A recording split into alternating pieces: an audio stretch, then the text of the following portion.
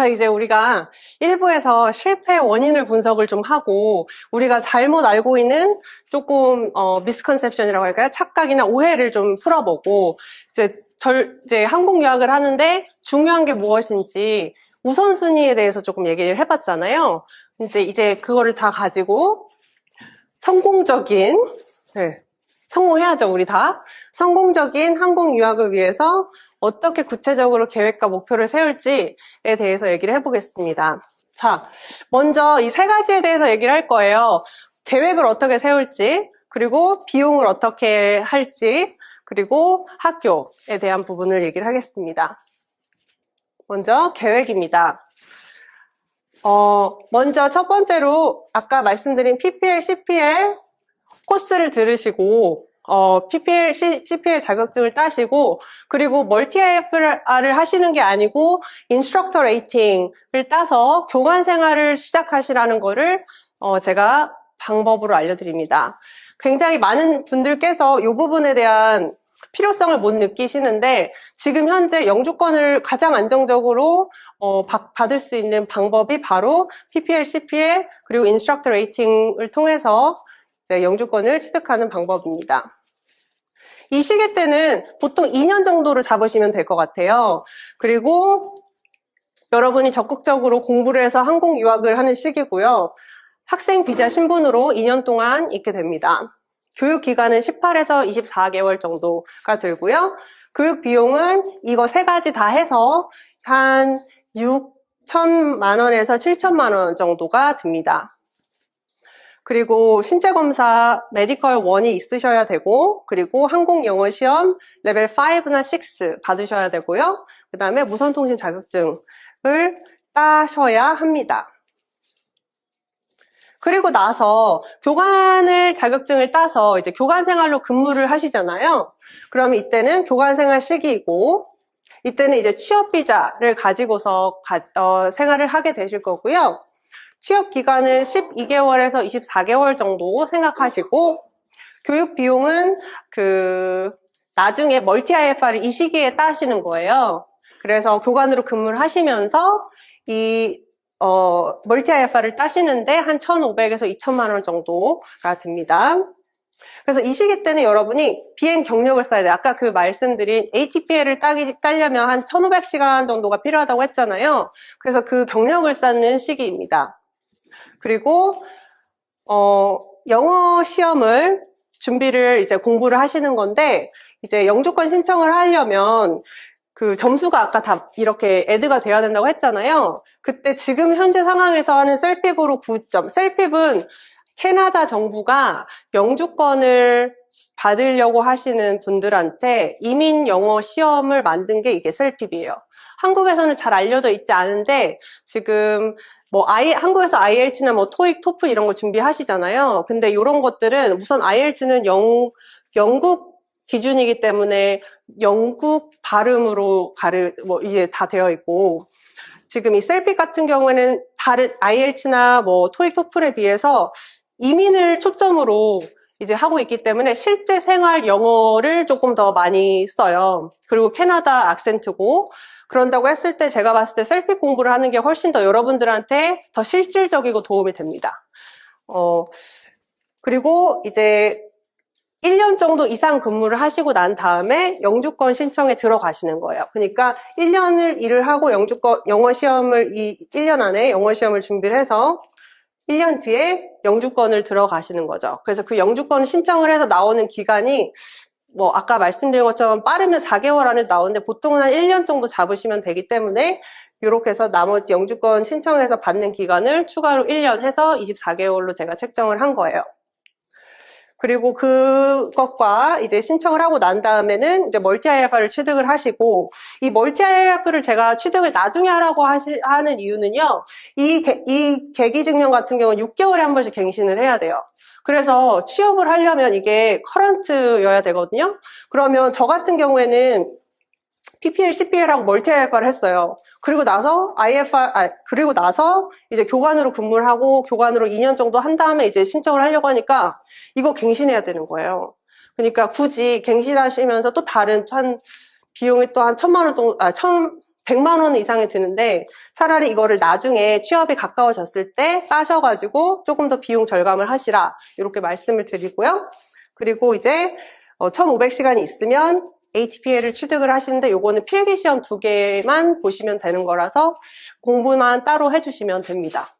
그래서 이렇게 기간을 항공 유학 시기 그리고 교관 생활 시기 이렇게 나눠서 볼 수 있겠고요.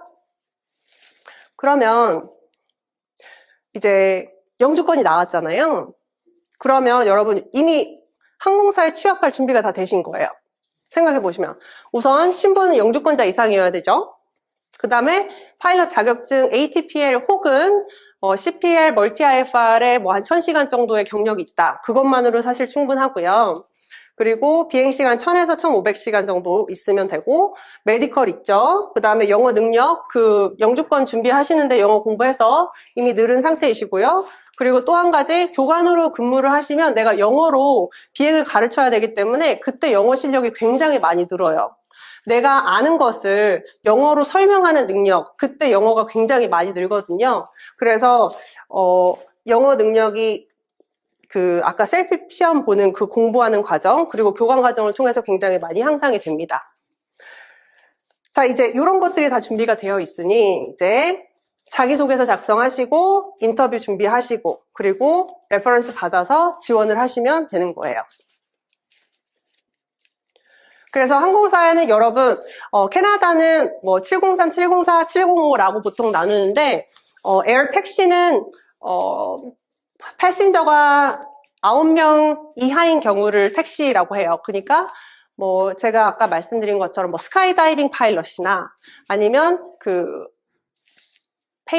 환자 수송 비행기라던가, 그리고 제가 예전에 근무했던 화물 운송기 같은 경우에는 패신저가 없잖아요. 그렇기 때문에 그런 것들은 에어택시에 속하고요. 커뮤터 같은 경우에는 승객이 19명 이하인 경우를 커뮤터라고 하고, 에어라인 같은 경우에 승객이 20명 이상이면 에어라인이라고 합니다. 그래서 제가 지금 근무하고 있는 재즈 에비에이션에 들어가실 수 있고, 아니면 뭐 포터 에어라인에 들어갈 수 있고, 뭐 웨스트젯이나 에어캐나다. 에어캐나다는 2000시간 이상이 있어야 돼요. 그래서 어쨌건 이런 식으로 에어라인에 지원하실 수 있는 충분한 자격 조건이 된다라고 생각하시면 되겠습니다. 그래서 제가 지금 현재 에어라인의 요구 조건, requirement 있죠. 지원하기 위한 requirement들을 다 이제 캡처를 해봤는데, 저희 재즈 에비에이션 같은 경우에 지금 500시간의 멀티 IFR이 있으면 지원을 하실 수 있습니다. 그래서 최근에 많은 파일럿들이 교관으로 일을 하다가 근무하다가 이제 예전에는 저처럼 뭐 화물 운송을 하거나 아니면 메디박을 운송을 일을 하거나 해서 보통 그렇게 좀 점프하는 스태핑 스톤 같은 그런 잡이 있었거든요. 근데 지금 현재 아까 말씀드렸다시피 캐나다에는 파일럿이 굉장히 부족해서 지금 저희 항공사에서는 교관으로 근무한 친구들도 바로 에어라인으로 갈 수 있게 그렇게 지금 상황이 그렇게 진행이 되고 있어요.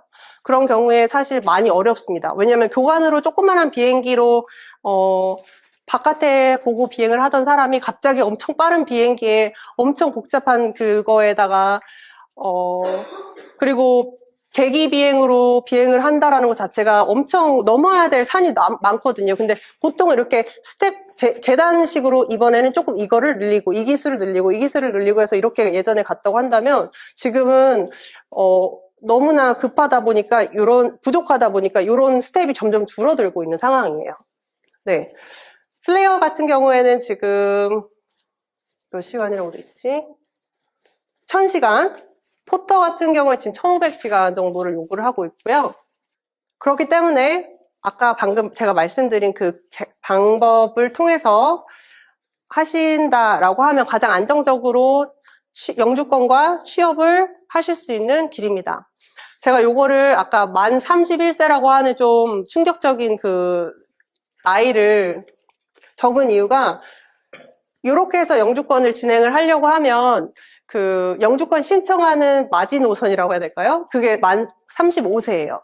근데 지금 이 기간이 2년 기간 하기 때문에 4년 정도가 필요하잖아요, 최소. 그래서 나머지 1년 정도를 버퍼를 두고 봤을 때 만 31, 32, 33, 34, 35.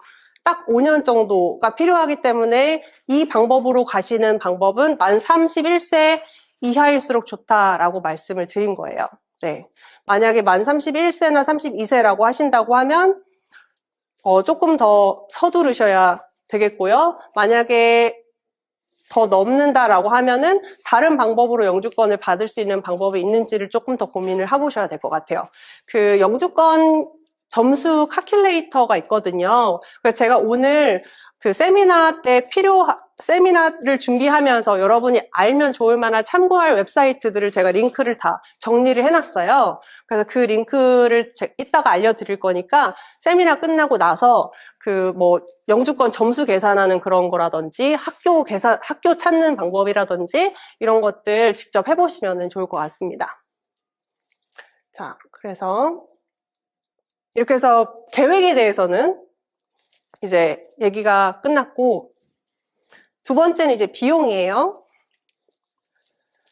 가장 많이 지금 PPL, CPL, 인스트럭터 레이팅 할 때 가장 비용이 많이 들겠죠. 좋은 점은 교관으로 자격증을 따고 나면 교관으로 바로 이제 근무를 시작할 수 있잖아요. 그럼 그때부터 내가 돈을 벌기 시작합니다. 그래서 생활비는 내가 교관 생활로 충분히 충당을 할 수 있어요. 그래서 그 나머지 아까 멀티 IFR에 필요한 그 비용 1,500만 원 정도, 그 정도는 이제 준비를 해주시면 좋고, 일부 비행 학교에서는 멀티 IFR 교관 중에서 좀 믿을 수 있고 좀 오래 있을 만한 친구들한테 멀티 IFR을 지원해주는 프로그램도 있긴 있다고 하는데 거의 없긴 하지만, 그래서 어쨌건 1,500만 원 정도 준비해 주시면 될 것 같고요. 이제 앞부분. 학생 시기 때는 교육 비용이 6,000에서 7,000만 원 정도 듭니다. 그리고 생활비가 밴쿠버를 기준으로 했을 때 매달 한 250만 원 정도 드는 것 같아요. 네, 저희 학생들을 이제 봤을 때. 그러면 이걸 가지고서 우리가 계산을 좀 해봐야겠죠? 비용 정리를 해볼게요. 총 교육비가 한 8,500만 원 정도 든다라고 생각하시고, 총 생활비가 250만 원에 2년 기준으로 하면 6,200만 원 정도, 그래서 합계로 약 1억 5천만 원 정도 든다고 생각하시면 됩니다. 근데 사실 누가 1억 5천만 원 들고 시작을 해요? 그게 쉽지는 않잖아요.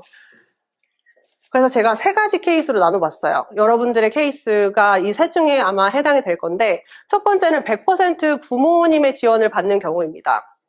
그런 경우에는 매달 생활비로 250만 원, 그리고 매달 교육비로 이게 한 번 학교에 가서 비행을 할 때 한 35만 원 정도가 들어요. 아까 말씀드렸다시피 학교가 학기제로 이만큼의 비용을 내는 게 아니고 내가 비행을 하는 거에 따라서, 그리고 내가 비행을 이제 앞으로 나아가는 속도에 따라서 비용이 달라지거든요. 그래서 이거를 지금 한 달에 8회 정도 비행을 한다라는 것을 기준으로 봤을 때 한 매달 280만 원 정도가 들고, 그런다고 했을 때 매달 합계가 한 530만 원 정도 든다라고 생각하시면 됩니다. 여기에서 한 가지 말씀드릴 거는, 밴쿠버를 교육을 안 오는 이유가, 사람들이 미국으로 가는 이유가 밴쿠버의 날씨가 안 좋아서라고 하는 사람들이 있어요. 네, 밴쿠버는 겨울에 비가 많이 와요 라고 하는 분들이 있거든요. 근데 여기서 제가 말씀드리고 싶은 이유는, 우리는 이 프로그램으로 가려고 한다라고 하면 2년 정도의 교육 시간이 필요해요. 그리고 만약에 날씨가 좋다, 그리고 풀타임으로 비행을 한다라고 했을 때 오히려 한 달에, 그러니까 보통 지금 학생들 같은 경우에는 주에 3회 비행을 잡아요. 그게 풀타임 기준이거든요. 그러면 월, 수, 금 비행을 가는 거예요. 아니면 화, 목, 토 비행을 가는 거예요. 그게 지금 풀타임이라는 기준입니다. 근데 보통 세 날 중에 하루 정도가 비행이 취소되는 경우가 있어요. 날씨 때문이라든지 아니면 비행기의 문제라든지 그런 문제 때문에 비행기 캔슬이 되는 경우가 있는데, 그게 절대 나쁜 게 아니에요. 왜냐면 우리가 2년 정도의 시간을 어쨌건 써야 되거든요. 그래서 PPL, CPL을 막 막 3개월 안에, 뭐 6개월 안에 끊는다? 그게 의미가 없는 이유가 보통은 이 학생 시기로 2년 동안 일을 하잖아요. 그러면 취업비자, 교관으로 할 수 있는 취업비자가 2년짜리가 나와요. 그러니까 2년 정도 교육을 받으면 취업비자가 2년 이상이 나오고요. 교육기간이 1년이다. 그러면은 1년짜리 취업비자가 나오는 거예요. 그래서 우리는 사실 2년 동안이라는 시간을 써서 학생비자 시기로 있고, 그리고 나서 2년 이상의 취업비자를 받는 게 목표입니다. 그런다고 했을 때 주 3회 중에서 1회 정도 캔슬이 되는 게 그렇게 나쁜 게 아니에요. 네. 그래서 100% 부모가 지원하는 경우 이렇게 보시면 되고요. 잠깐만요.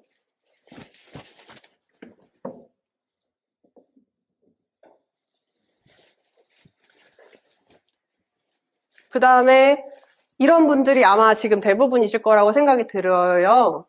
내가 교육비용을 마련해서 가되 아르바이트로 생활비를 좀 감당을 하고 싶다 하시는 분들, 그런다고 했을 때 지금 우선 학생비자로 캐나다에 오시면 주 20시간 정도를 근무를 하실 수가 있어요. 일을 하실 수가 있어요. 그래서 총 교육비 8,500만 원에 내가 매달 생활비 250만 원, 여기다가 아르바이트를 해서 생활을 한다라고 하면은 월에 한 160만 원 정도를 버실 수 있어요. 이거는 최저임금 기준이고 사실 이것보다 조금 더 많이 돈을 버실 수도 있고 시간을 조금 더 많이 하실 수도 있고 방법은 또 여러 가지가 있습니다. 네, 그런다고 했을 때 총 교육비에다가 매달 생활비가 한 90만 원 정도 다달이 더 들어간다라고 계산을 하시면 되겠고요. 그 다음에 돈이 전혀 마련되어 있지 않은 경우에는 저는 사실 이런 케이스였어요, 여러분. 그래서 돈이 전혀 마련되지 않은 상태에서 비행을 했기 때문에 저는 처음에 2년이라는 시간을 영주권을 받고 그리고 돈을 모으는 데 집중을 했습니다. 다행이었던 점은 제가 나이가 그때 만으로 25세였거든요. 그래서 아까 그 만 31살보다 어쨌건 시간이랑 조금 여유가 있었기 때문에 가능했어요.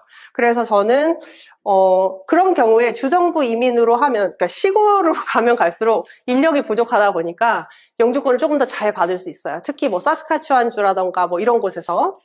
그래서 시골 생활을 하면서 일을 하면서 돈을 모아서 영주권을 취득하는 걸 먼저 첫 2년 동안 목표를 하시고, 그리고 난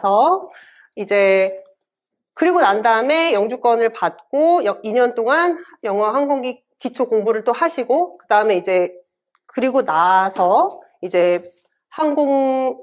그때는 이제 항공 유학이 아닌 거죠, 더 이상. 네, 그때부터는 이제 파일럿 준비를 하시면 되겠다라는 방법입니다. 그래서 저는 실제로 이렇게 했어요. 그래서 처음에 한 1년, 저의 스토리를 얘기하자면, 처음에 이제 PPL 이론 공부를 먼저 시작하자 해서 이론 공부를 시작을 했습니다. 근데 온라인으로 듣는 거다 보니까 진짜 못하겠더라고요. 특히 막 일을 하루에 10시간 정도 근무를 하고 집에 오는데 사실 뭐 하고 싶겠어요? 쉬고 싶죠? 근데 그래서 이제 그 코스가 9개월짜리였어요. 근데 안 들었어요. 왜냐면 내가 들어가서 하는 게 너무 힘들어서. 어렵고 공부도 너무 어렵고 사실 영어로 되어 있는데 막 무슨 말인지 모르겠고 그래서 사실 되게 힘들었어요. 그래서 1년이라는 시간을 날렸어요. 근데 그렇게 날린 건 아니죠. 왜냐면 영주권을 준비하고 있었고 그리고 돈을 벌고 있었으니까. 그러다가 이러면 진짜 안 되겠다. 그래가지고 수지야 너 6개월 안에 네가 이론 공부를 안 하고 필기 시험을 안 한다? 그럼 너 그냥 때려쳐. 무슨 비행? 말도 안 돼. 그렇게 해서 저한테 스스로 약속을 했어요. 6개월이라는 시간을. 그래서 이론 공부를 해서 필기시험을 먼저 땄고 그리고 난 다음에 적극적으로 이제 비행 공부를 시작을 했습니다. 그러니까 비행기 조종을 시험을 했습니다. 그래서 여러분도 이거를 하면서 필기시험을 사실 준비할 수 있잖아요. 일을 하면서. 그래서 너무 너무 꿈과 동떨어진 그런 라이프는 아니에요.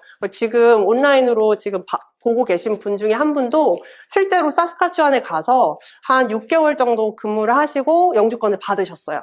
그래서 한 1년 정도를 캐나다에서 영주권을 받는 시간을 쓰시고 이제 캘거리로 이사를 하셔가지고 지금 이제 파일럿 준비를 하려고 하고 계시고 그래서 이번에 제가 온라인으로 하는 그 파일럿 사관학교 프로그램도 들으려고 지금 하시거든요. 그래서 만약에 전혀 마련되어 있지 않은 경우에도 불가능한 건 없습니다. 취업 뭐 파일럿 되는 방법, 뭐 영상 이런 것들을 봤는데 거기 댓글에 되게 부정적으로 역시 돈이 있어야 된다 이런 거 있잖아요. 역시 부모가 잘 살아야 약간 이런 식으로 되어 있는데 사실 내가 이 꿈이 정말 너무 간절하고 그리고 무조건 내가 이 꿈을 이루고 싶다라고 하면 방법은 있다고 충분히 생각이 돼요. 그래서 결국에는 내가 얼마나 원하고 내가 얼마나 간절하고 그거를 위해서 내가 얼마나 내 온몸을 던질 수 있는가 사실 그거의 문제라고 생각이 됩니다. 그래서 너무 준비가 안 되어 있다고 너무 우울해하시거나 너무 불편해하시거나 그럴 필요는 없습니다. 자, 그래서 이 중에서 지금 100% 부모가 지원하는 경우 같은 경우에는 제가 꼭 말씀을 드리고 싶은 게 학생들 중에서 2년이 돼서 파일럿 자격증을 따는 친구도 있고요. 5년이 돼도 PPL을 못 따는 경우도 있고요. 10년이 지나도 PPL을 못 따는 경우가 있어요. 그렇기 때문에 부모님이 지원하시는 경우에는 제 생각에는 이게 이 기간 안에 너 이거를 하지 못하면 더 이상 지원 없어. 약간 어느 정도의 데드라인을 설정해 주시는 게 중요하다라고 생각이 됩니다. 그러지 않으면 사실 내가 열심히 돈 벌어가지고 하면 진짜 한 땀 한 땀 너무너무 소중하잖아요. 이 돈 쓰는 게 너무너무 아깝잖아요. 그 돈의 가치를 아는데 사실 부모가 100% 지원을 해주는 경우에는 내가 이거를 하기 위해서 이런 럭셔리를 누리기 위해서 부모님이 얼마나 열심히 하시고 일을 하시고 희생하시는 것들에 대한 개념이 조금 부족하다라는 생각이 들어서 꼭 그런 말씀을 드리고 싶고요. 그리고 이 중에서 대출해서 가려고 하시는 분들이 있어요. 절대 하시면 안 됩니다. 절대 하시면 안 됩니다. 대출은 정말 하지 마세요. 왜냐, 우선 대출을 안 해주고요. 파일럿이 된다고 해서 대출을 해주는가 그런 것도 아니고요. 그리고 말씀드렸다시피 돈이 누구한테 빚을 지고 있는 상황이라고 하면 아까 파일럿이 실패하는 이유 중에 하나가 뭐라고 했죠? 인내심 부족, 끈기 부족이잖아요. 돈이 누구한테 빚을 지고 있다? 근데 내가 급하지 않을 수 있을까요? 사실 그러지 않기가 더 어렵습니다. 그래서 시간이 걸리더라도 내가 실제로 돈을 모아서 이제 내가 어떻게든 충당하는 방법을 찾으시는 거를 제가 추천을 드립니다. 그래서 이렇게 비용에 대한 얘기를 해봤고요. 이제 학교에 대한 얘기를 할 건데요. 굉장히 많은 분들께서 이제 학교 반짝반짝반짝 눈이 빈다고 했어요. 학교에 대해서 얘기를 해볼 건데요. 성공적인 항공 유학을 위한 지역 학교 선택하는 기준. 그래 나라는 이제 캐나다다. 캐나다다라고 생각하는데 이제 지역이랑 학교를 선택을 하겠죠. 자, 이제 또 이런 얘기도 다시 들어옵니다. 교육 기간, 교육 비용, 물가, 학교 크기, 비행기 기종, 뭐 비행기 학교 시설이 좋다, 뭐 비행기가 몇 대가 있다, 뭐 무슨 날씨가 좋다 이런 얘기 많이 하시잖아요. 네. 우선순위에 대해서 다시 얘기해 보면 다시 한번 무엇이 중요한지 보면 이것보다는 더 여러분 생각하셔야 될 부분이 취업이 가능한지예요. 왜냐하면 취업이 내가 교관으로 일을 할 수 있다. 이 학교에서 내가 2년 동안 열심히 공부를 해서 교관으로 바로 취업을 할 수 있다라고 하면 그 길을 선택하시는 게 여러분의 우선순위 첫 번째가 됩니다. 그런다고 하면 비행 학교 중에서 교관 과정이 있는 학교를 선택을 하셔야 돼요. 네, 교관 과정이 있는 학교, 그 학교 검색하는 방법 제 링크에 제가 걸어드릴 거니까 거기서 검색하시면 되고, 두 번째는 DLI라고 하는 Designated Learning Institute라고 하는 그게 있어요. 왜냐면 캐나다 정부에서 인정한 교육기관을 DLI라고 합니다. 그래서 내가 다닐 학교가 이 DLI가 등록되어 있는 학교인지, 그리고 중간에 어떠한 이유에서건 이 DLI라는 그 자격을 잃어버린 경험이 있거나 한지를 보셔야 돼요. 그 사이트에 가면 검색하시면 거기에 DLI가 언제부터 됐고 언제 정지를 먹었고 이런 것들이 있거든요. 그래서 그거를 꼭 확인을 하시고 그 학교를 선택을 하셔야 됩니다. 이게 첫 번째예요. 무조건 첫 번째. 교관으로 내가 취업을 할 수 있는지. 요거 첫 번째. 두 번째는 이제 멘토링의 부분이죠. 그래서 이 멘토링이라고 하는 게 제가 파일럿 하우스에서 학생들을 보다 보니까 대부분 학생들이 대학교 졸업하고 오시는 분들이 많으세요. 그런 경우에 어떤 부분이 떨어지냐면 학교와 대화하는 방법. 그리고 내가 취업할 수 있는 그 담당 직원과 얘기할 수 있는 능력. 뭔가 그런 기본적인 우리가 사회생활을 하면 업무를 하면서 다른 사람을 대하는 방법이라던가 다른 사람과 어떻게 커뮤니케이션하고 그런 것들의 부분이 되게 약하다라는 거를 굉장히 많이 느꼈어요. 그래서 여러분이 학교를 다니시는 동안 생각하셔야 될 점은 그래 나는 이 학교의 학생이지만 이 학교의 어떻게 보면 소비자, 그러니까 손님이기도 해요. 그렇지만 이 학교는 나중에 나의 취업을 결정해줄 그 회사이기도 합니다. 그렇기 때문에 그거에 대한 내가 관계를 어떻게 맺는지, 대화를 어떻게 하는지, 내가 어떤 자세로, 어떤 태도로 어떻게 대화를 해나가야 되는지 이런 부분에 대한 부족한 것들이 굉장히 많더라고요. 그래서 그런 부분에 있어서 멘토링이 굉장히 중요하다라는 생각을 했습니다. 그 이외에도 중간에 항공 유학을 하는 과정에서 생각하지 못한 그런 장애물들이나 고민들이 생겼을 때 그 부분에 대한 결정을 도울 수 있는 조언을 받을 수 있는 그런 멘토링이 필요하다라는 생각이 그래서 멘토링이 두 번째이고요. 세 번째는 이거는 이제 나의 상황에 따라서 시간이 될 수 있고 그리고 아니면 생활비나 물가 그런 비용적인 부분이 될 수도 있습니다. 우선 첫 번째로 부모가 지원을 하는 경우에는 아까 첫 번째 학교 선택하는 그 이외에 가장 중요한 게 시간과 멘토링입니다. 그래서 2년 안에 그거를 다 할 수 있게 그리고 그게 취업과 연결이 될 수 있게 이 시간과 멘토링이 굉장히 중요하다. 여기서 시간이라는 점은 내가 지금 현재 캐나다 같은 경우에는 비행학교에 대기가 있어요. 그래서 먼저 지금 학교에다가 연락을 해가지고 연락을 했을 때 내가 입학을 하고 싶다라고 했을 때 바로 올 수 있는 게 아니에요.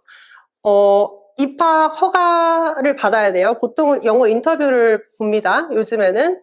그래서 영어 인터뷰랑 뭐 이런 걸 해서 학교에서 입학 허가가 나면 그걸 가지고서 그 학생 비자를 신청을 해요.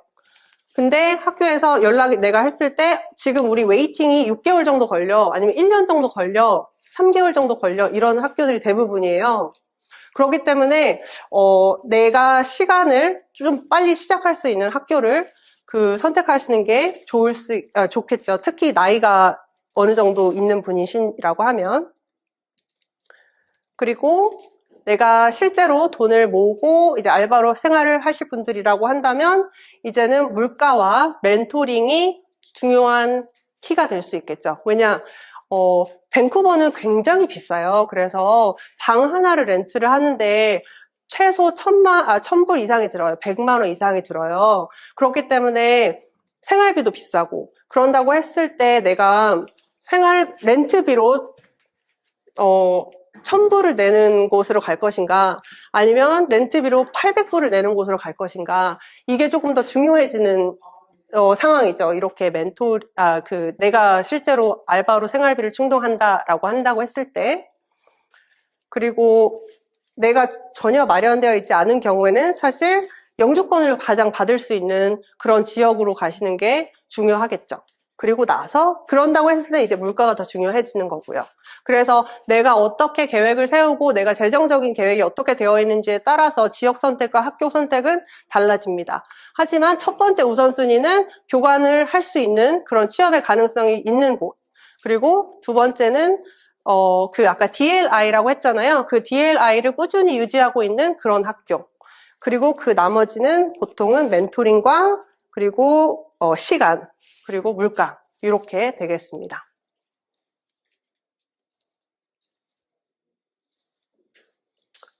네, 이렇게 되겠습니다. 자, 그래서 이제 계획과 비용과 학교에 대해서 얘기를 해봤어요. 여러분, 델롬델의 법칙이라고 아십니까? 사실 제가 만든 거예요. 델롬델의 법칙. 한국에서 굉장히 많은 친구들이 저한테 상담을 요청을 하고 그리고 파일럿 하우스에 들어오고 싶어서 이제 이메일을 보내고 문의를 하는데요. 대부분 저희가 알아요. 한국에서부터 영어 인터뷰를 통해서 아니면 처음에 도착을 해서 한 1시간 정도 얘기를 해보면 아, 얘는 되겠다, 얘는 안 되겠다. 사실 이게 나와요. 네. 그래서 이제 델롬데르 법칙이라는 걸 제가 만들었는데, 왜냐하면 아까 그 한국 유학 실패하는 이유들 있잖아요. 그 이유들은 이미 어느 정도 한국에서 다 준비가 되어 있고, 이미 어느 정도 한국에서 이미 내가 지금까지 어떻게 살아왔는지에 따라서 사실 나눠지는 부분이 굉장히 커서 한 1시간 정도 얘기해보면 압니다. 네, 보통 영어 인터뷰를 저희가 진행을 해요. 파일럿 하우스에 오고 싶어 하는 친구들 같은 경우에는. 그래서 이제 지금까지 어떻게 살아왔니? 무엇을 하면서 지냈니?를 물어봅니다. 그러면 대부분 먼저 첫 번째 영어 인터뷰이기 때문에 영어 정도를 알 수 있겠죠? 그쵸? 그리고 그동안 살면서 내가 무엇을 한 가지를 열심히 끈기 있게 노력을 했는지, 안 했는지, 이런 경험이 있는지 없는지가 사실 굉장히 중요하더라고요. 왜냐면 사실 우리는 지금 의미 있는 인생을 살기로 했고, 가치 있는 일을 하기로 했고, 보통 가치 있는 일은 굉장히 어렵잖아요. 근데 그 어려운 일을 하기 싫어도 해야 되는 거. 그럴 때 노력과 끈기가 필요합니다. 네. 그래서 이게 어떻게 보면 성공적인 한국 유학의 토대가 되는 거라고 할 수 있겠고요. 자, 그래서 여러분이 이제 우리가 지금 여기 한국에 있을 때 해야 될 일에 대해서 얘기를 해볼게요. 먼저 얘기했죠. 지속 가능한 재정 계획 세우기. 그리고 메디컬 신체 검사 받기. 한국에서 신체 검사를 받아가지고 캐나다에 오실 수 있어요. 그래서 내가 건강이 걱정이다. 이 메디컬을 받을 수 있는지 걱정이다. 라고 하신다면 메디컬 신체 검사를 한국에서 받으실 수 있습니다. 제가 아까 말씀드린 그 링크에 신체 검사 받는 방법을 우리 파일럿 하우스 멤버 중에 한 분이 다 정리를 해놨어요. 그래서 그걸 보시고서 여러분 한국에서 신체 검사 받아가지고 오시면 되고요. 그리고 적성에 맞는지 확인하기. 이거는 아까 파일럿이 되는데 필요한 자질 있잖아요. 그래서 그거를 보고 확인하시면 되는데, 예를 들어서 저희 파일럿 하우스에서 있었던 친구 같은 경우에는 솔로까지 거의 다 갔는데 중간에 저 이거 안 맞는 것 같아요 라고 해서 그만을 둔 친구가 있어요. 그 친구는 단순히 이랬어요. 원래 성향이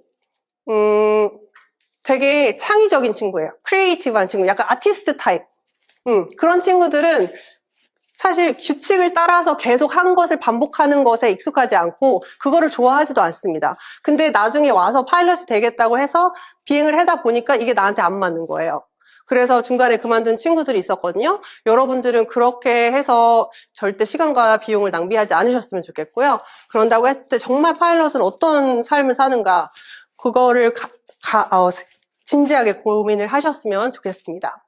자, 그리고 나서 이제 파일럿에게 요구되는 자질 기르기, 영어 실력 늘리기, 비행 교육, 선행학습 학기, 요 부분에 대해서 어떻게 할 것인가를 고민해야 되는데, 그래서 제가 이 파일럿 하우스 사관학교라는 것을 설립하고 이제 런칭을 한 이유가 그거예요.